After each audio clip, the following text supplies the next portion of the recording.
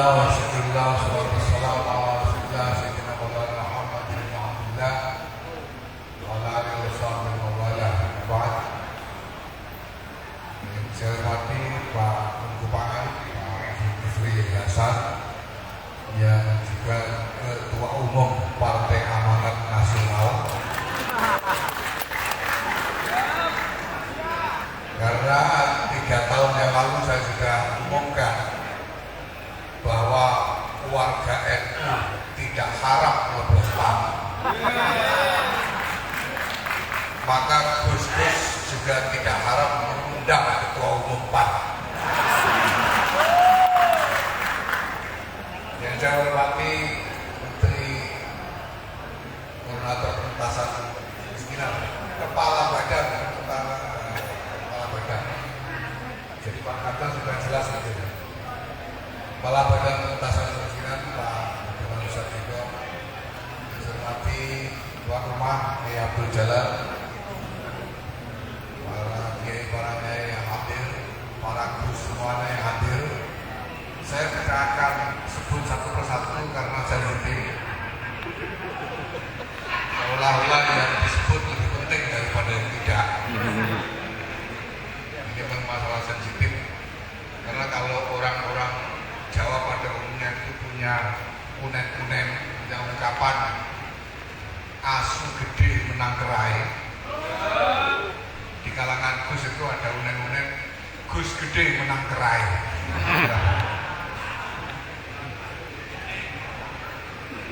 Hadirin yang hadirat yang saya hormati, alhamdulillah, terima kasih sudah mengundang saya hadir di kesempatan ini. Memang ya semua sudah tahu, alhamdulillah sudah tahu, sudah jadi brand. NU itu kalau orang NU itu kan jantungan, ngobrol, itu banyak hujan, bergerak. Kalau jatuh juga banyak batunya, itu sudah jadi brand. Cuma kan beda. Apa? Sponsorit jarum atau apa itu? Zaman orang asing sudah begitu. Kita kena mau. Aku senang ini. Para kiai kalangan pesantren itu kalau guyon, kalau bercanda itu sebetulnya merupakan manifestasi perwujudan dari kekuatan kan full jam. rohaninya pada saat menghadapi keadaan sulit pada masa. Kita tahu pada zaman penjajahan, pada zaman kekacauan, pada zaman ulama dan sebagainya, itu keadaan sulit sekali. Zaman Orde Baru itu keadaan masih sulit. Tapi kiai-kiai kita tetap bisa bercanda karena punya kekuatan rohani, bahwa beliau tidak terganggu, tidak tertekan oleh keadaan sulit yang dialami. Dan memang sekarang beda. Sekarang ini Gus-Gus ini guyon karena seumur hidup hidupnya enak terus. Yang guyonnya itu jadi gaya. Mereka orang tahu terkosong. Selepan ini saat umurnya budak orang tahu terakan budak.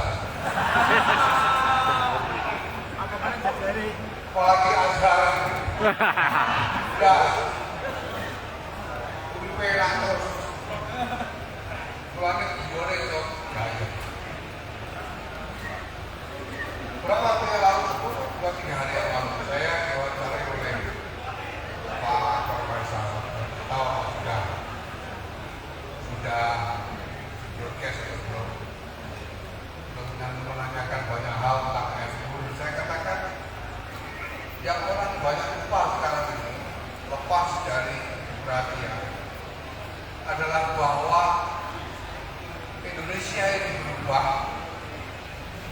Dan NU pun juga berubah. Sebagaimana halnya seluruh dunia ini berubah. Gus-Gus ini, tapi dari situ nama Azhar, bahwa Gus sekarang sudah macam-macam.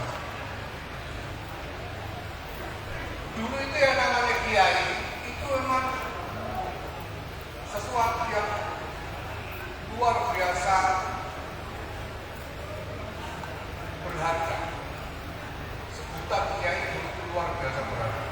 Sampai-sampai pada tahun sekitar tahun 40-an ini ada basul masail di Mekah di antara kiai-kiai Jawa yang mungkin di Mekah. Saya punya naskahnya. Dan di antara masalahnya itu adalah bagaimana hukumnya memberikan label, memberikan sebutan kiai kepada orang yang sebetulnya tidak layak. Ini masalah yang didiskusikan, yang dibahas dalam masalah itu, bagaimana hukumnya memberikan sebutan kiai kepada orang yang tidak layak. Setelah dibahas, keputusannya apa? Keputusannya haram menyebut kiai kepada orang yang tidak layak. Itu tahun 40-an. Karena kiai masih dianggap sebagai status yang luar biasa bernilai, sehingga tidak semua orang dianggap patut disebut kiai, dan kiai-kiai sendiri pada waktu itu merasa harus menjaga betul nilai dari sebutan kiai. Bahkan ketika NU didirikan dengan nama Nahdlatul Ulama, itu ada sekian banyak, itu tidak sedikit ulama yang tidak setuju. Ulama yang tidak setuju didirikannya organisasi bernama Nahdlatul Ulama ini, dan alasannya luar biasa. Dan beliau-beliau ini adalah ulama-ulama besar yang alim, ulama. Sudah apa yang saya ingat, misalnya Kiai Tersalah, Kiai Abdullah dan Pasuruan, semuanya adalah santri-santri dari Sayyidina Kiai Muhammad Khalid bin Abdul Qadir Bangkalan. Tapi tidak setuju didirikannya Jamiah dengan nama Nahdlatul Ulama itu. Dan alasannya luar biasa. Alasannya antara lain yang masyhur pada waktu itu dinyatakan oleh beliau-beliau itu adalah, apa hak kita menyebut diri ulama? Apa pantas kita ini mengaku sebagai ulama? Karena standar ulama pada waktu itu adalah ulama-ulama seperti Kiai Nawawi Bater sekurang-kurangnya, atau ke atas para ulama, para imam yang memang sungguh-sungguh memiliki kualifikasi ulama yang paripurna. Maka mengaku sebagai ulama itu dianggap sebagai suku adab, sehingga membuat Jamiah dengan nama Nahdlatul Ulama tidak disetujui karena dikhawatirkan suku adab. Itu Masya Allah. Tapi zaman ini berkembang, dari waktu ke waktu. Pada zaman kakek saya, Kiai Bisri Mustafa, karena begitu agungnya leverage itu apa bahasa Jawa? Begitu agungnya nilai dari seorang kiai, banyak kalangan bukan kiai yang kepengen anak-anaknya jadi kiai. Ini generasi kakek saya. Buyut saya namanya Haji Zainal Mustafa, bukan kiai. Waktu saya mungkin di Mekah, saya ketemu dengan namanya Syekh Sodik. Kami manggilnya Mbah Sodik karena beliau unik sekali. Syekh Sodik ini mengerti banyak bahasa, apalagi bahasa Arab. Kalau beliau bukan orang Arab beneran, tinggal di sana seumur hidup, tapi bisa bahasa Indonesia, bisa bahasa Jawa, bahasa Madura, bahasa Banjar, bahasa Lombok, bahasa Bugis. Beliau tahu semua, bahasa Sunda, semua tahu. Saya pernah nanya, Mbak, dengan berkos bahasa Konon itu sinaunya berikut. Beliau coba jawab, Zat. Mbah Sodik atau Syekh Sodik ini adalah putra dari Syekh Hamzah. Syekh Hamzah ini dulu adalah Syekh Haji pada zamannya. Pada zaman hajinya generasi kakek saya di Ali Mansur dan lain sebagainya. Ini Syekhnya namanya Syekh Hamzah. Sehingga Syekh Hamzah ini menjadi tempat berkumpulnya banyak kiai-kiai dan santri-santri Jawa yang mukim di Makkah pada waktu itu. Dan beliau kenal semua. Ketika bertemu dengan saya, beliau katakan, beliau tanyakan, "Kowe sapa?" Yahya Mbah, bin Ahmad Khalil, bin Bisri Mustafa. Beliau tanya, rasa cekak. Kenapa karena kayak beda? Bukan kiai, tapi pengen anak-anaknya jadi kiai, sehingga semua anak-anaknya di pondok. Itu generasi kakeknya. Tapi generasi ayah saya, dunia berubah.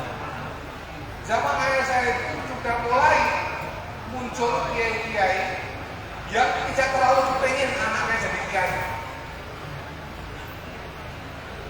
Tidak lagi disuruh suruh ngaji, tapi disuruh sekolah macam-macam.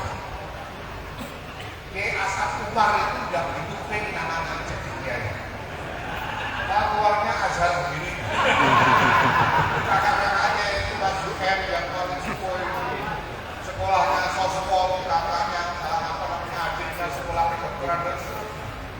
Azhar itu tidak pernah pondok, tapi tidak tahu ngapain di pondok kita tidak tahu. Hancur. Jelas itu ada kiai-kiai yang tidak tahu kepengen anak jadi kiai, tapi kepengen menembus arena yang baru. Dan zaman Gus Dur, karena Gus Dur begitu moncernya, sehingga sebutan Gus itu menjadi status yang luar biasa. Ya. Itu lalu mulai banyak orang-orang yang bukan Gus minta jadi Gus. Itu mulai banyak. Dan tadi kata Gus Gawen, Gus Gawan. Itu banyak. Serius. Di Jombang, saya punya fotonya asli. Di Jombang itu ada tempat toko reparasi jam. Ada fotonya. Dan nama tokonya itu Gus Seiko. Dukun jam. Segala dukun kita dipakai Gus. Nah sekarang di era milenial ini saya mau minta waktu agak lama. Banyak diskusinya. Tidak apa-apa, karena ketua umum gede.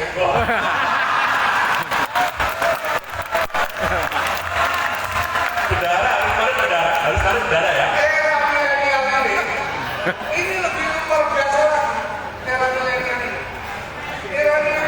mulai muncul banyak orang sebetulnya tidak pantas jadi kiai, minta dianggap kiai. Dan itu masalah yang luas sekali. Masalah luas sekali di lingkungan kita.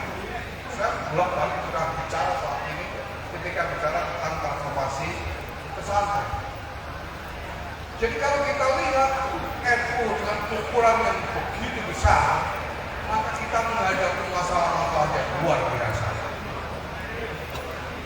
Kita punya 21.000 sekolah dan madrasah yang semuanya, hampir semuanya inisiatif pribadi.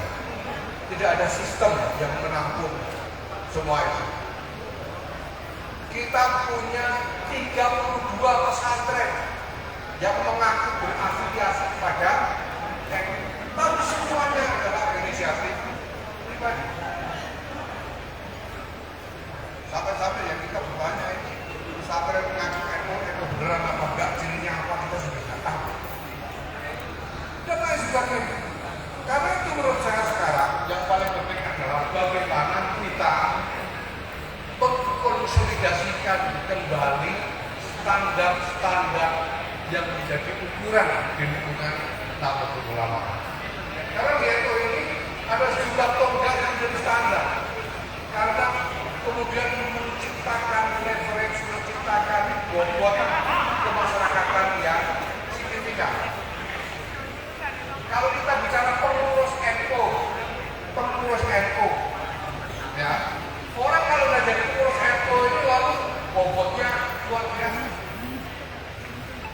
Sebelum jadi ketua umum saya bukan siapa-siapa. Tapi setelah jadi ketua umum bisa mengidatoni orang banyak dan bisa minta sambutan lama. Kan referensinya meningkat. Kader NU itu yang seperti apa? Sekarang kan disebut kader NU. Ini sudah sebenarnya fresh luar biasa. Kiai, Gus, dan lain sebagainya. Karena orang disebut Gus ini langsung perangkat pendagang. Apalagi disebut Kiai. Nah, saya kira kalau kita perlu mengkonsolidasikan kembali supaya standar dari sebutan-sebutan itu didekatkan kembali kepada nilai-nilai intrinsik yang ada sebetulnya. Bagaimana supaya kalau disebut kiai itu standarnya semakin dekat kepada kiai-kiai para penanam kita.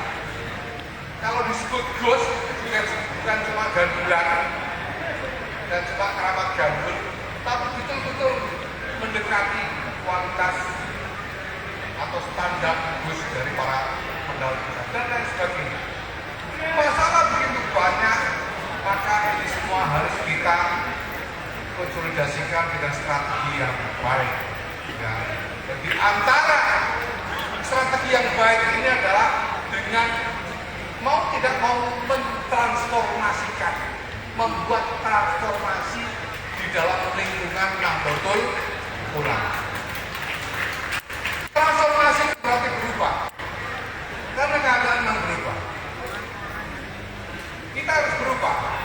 Berubah itu berarti ada hal-hal baru yang harus kita ambil, tapi ada juga hal-hal lama yang terpaksa harus kita relakan, harus kita lepas. Apa berubah?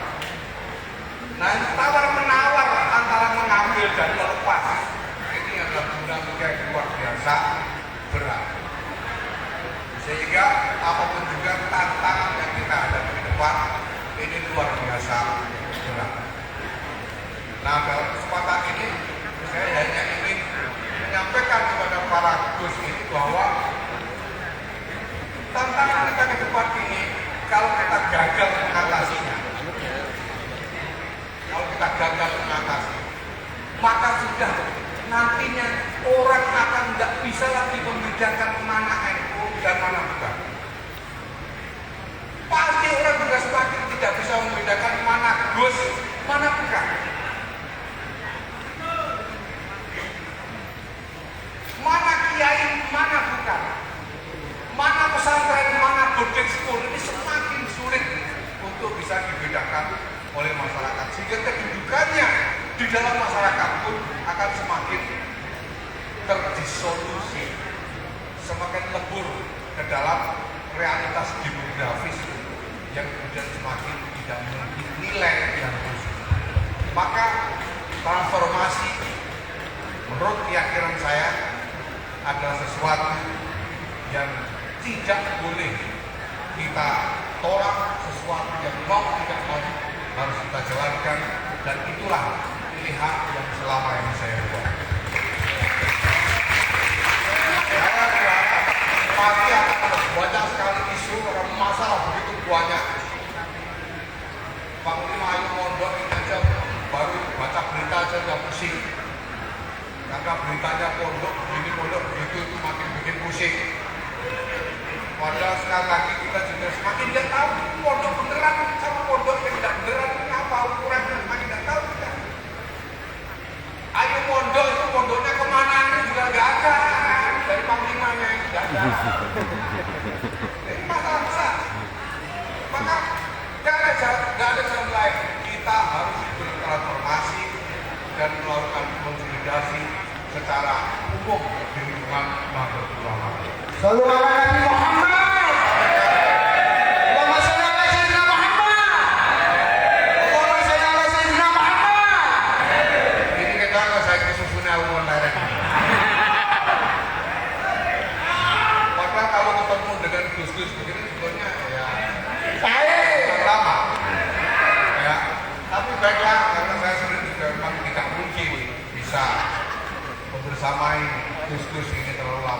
harus kejar mereka. Maka ini sebagai awalan. Ya. Kalau sebetulnya ada banyak hal yang harus kita bicarakan. Kok banyak rame? Di antaranya Foto, di foto. sini Foto. sudah ada banyak gus-gus yang biasa ngobrol dengan saya. Dan ada banyak hal yang sudah pernah saya sampaikan. Saya kira hal-hal yang terkait dengan transformasi dan konsolidasi Tamel. harus menjadi Ya kata tundang. tema utama kita. Terima kasih atas kesempatannya. Mohon maaf, kita kembali. Assalamualaikum